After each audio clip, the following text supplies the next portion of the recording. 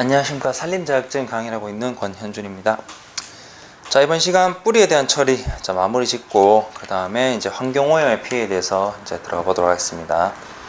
자, 일단 뿌리 같은 경우에는 말 그대로 뿌리 썩은 병이라든지 혹은 자줏빛, 날개, 무늬병 등이 있는데, 이런 뿌리를 이런 것들을 조치하기 위해서는 뿌리를 일단 노출시킴으로써 죽은 뿌리와 피해 뿌리를 잘라내고, 그리고 토양 살균제로 노출 부분을 잘 씻어내는 것이 일단 방책입니다. 이런 게 좀 번거롭다 보니까 보통 뿌리가 피해를 입은 경우에는 그냥 나무를 그냥 버리거나 처리하는 경우가 많은데요. 자, 이렇게 한 다음에 살균제를 관주한 다음에 흙메우기를 하고, 처리가 끝난 후 이제 지주를 설치해서 이제 어느 정도 본인이 지지 기반을 확보할 때까지 보조를 해주도록 합니다. 사람으로 따지면 다리가 다쳤으면은 이제 우리가 보통 이제 목발 같은 거 짚듯이 나무한테도 그런 과정이 좀 필요합니다.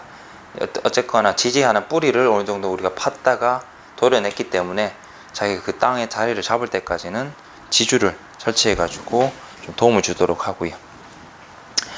뿌리 수술 후에는 지상부와의 균형을 유지하기 위해서 수용이 파괴되지 않는 범위 내에서 가지 등을 제거해야 됩니다.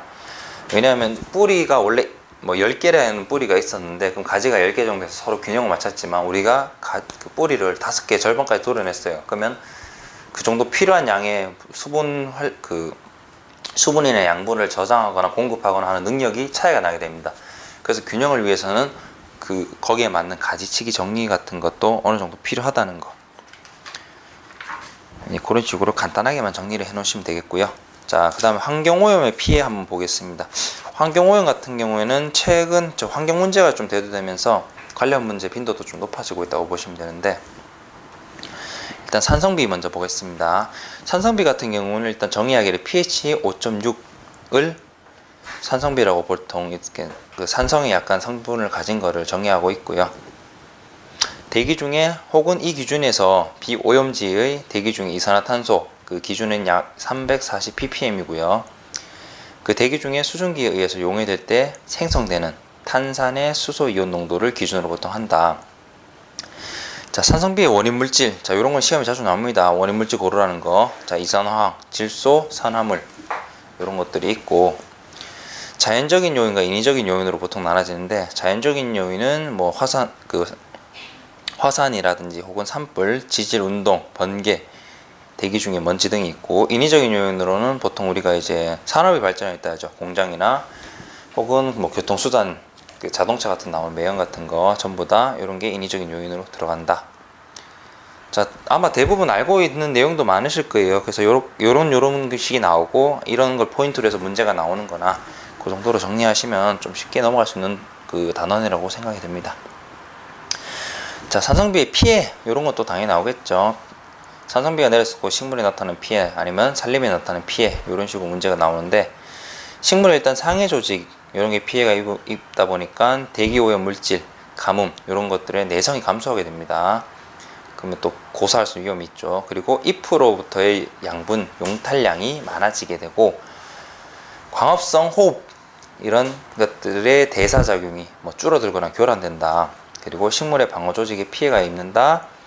내병성, 내충성이 감소된다.